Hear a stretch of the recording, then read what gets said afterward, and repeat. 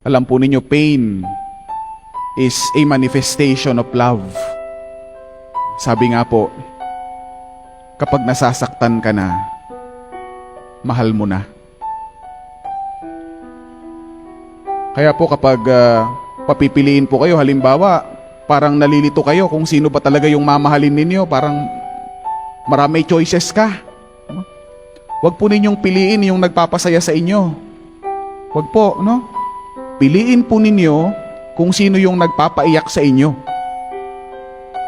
Kasi yun po talaga yung mahal mo. Kasi kaya kang paiyakin.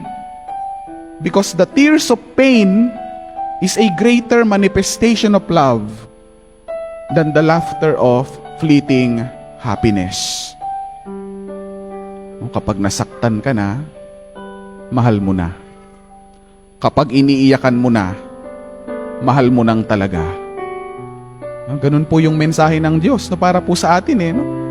Para sa iyo ngayong araw na ito, naging tao ako. Nakahanda akong masaktan para sa bawat isa sa atin.